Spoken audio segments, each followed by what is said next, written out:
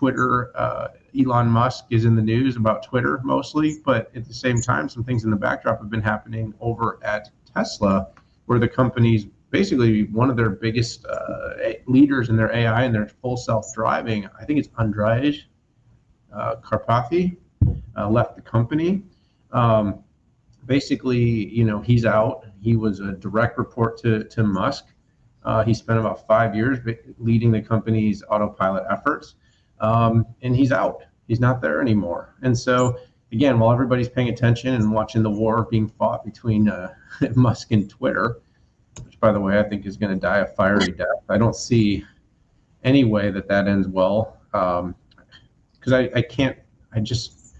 don't know what's going to happen when the data gets revealed. It's funny, Pat, by the way, I know this is a sidebar from the topic, but when I hear all the pundits talk about what the legal case is, I'm like, if this thing turns out that it is like 40% bots, is there a case to be made? And if Twitter has to reveal that, don't they just implode? I mean, aren't they absolutely just outing themselves? I mean, on the other hand, if they only are really 5% bots and they're right, then they should just reveal that data. And then this thing's like over. I mean, sorry, sidebar, right?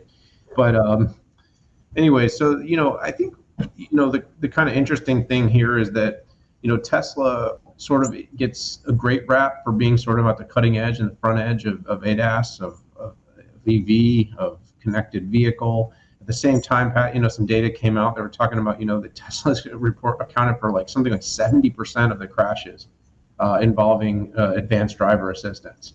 So, we're kind of on this line. So, I don't think the news itself is of this person leaving, but it's kind of like what's going on at Tesla. So maybe what I'll throw back to you is, Musk is now 2-3 years behind on truly having a full self-driving system that people can truly use as self-driving.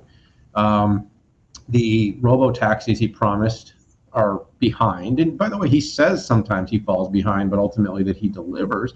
But at the same time, you got people leaving. He left California. You've got supposed layoffs and cuts at Tesla. You've got production problems because of supply chain. You've got factories that are burning money. Tesla's been a darling of Wall Street, and Musk has been a polarizing yet eccentric and exciting character. What do you think? Does this mean anything? So, I listen. I like what Musk does. I like the innovation that he brings to our country. He's a South African immigrant, which makes it kind of even a better story. But listen, he is this generation's Howard Hughes, who was very, if watched the History Channel or read some books. I mean, Howard Hughes was very, very eccentric, but he brought some of the biggest innovations to us. I mean, Thomas Jefferson was very eccentric. Thomas Edison, and this guy is a super eccentric guy. So in 2016, Musk said that he would do a coast-to-coast test drive of a fully self-driving Tesla by late 2017. So that hasn't happened yet, or it's 4.5 years late. Here's what I think is going on. I believe that the company underscoped the problem, okay? Now, I also have to say that this problem is a very difficult problem. The expectation is that it's actually better than humans, okay? Which is could be looked at as a little bit unfair, but that's just the way human nature is. And maybe Tesla doesn't understand human nature. Folks are more comfortable around machines and engineers and things like that. So with that said, those high expectations, I believe that the silicon is underpowered for those expectations. I do believe,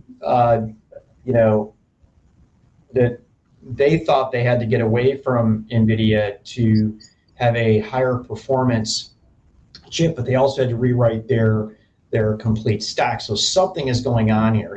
Either their silicon is underpowered or there's something going on with the software.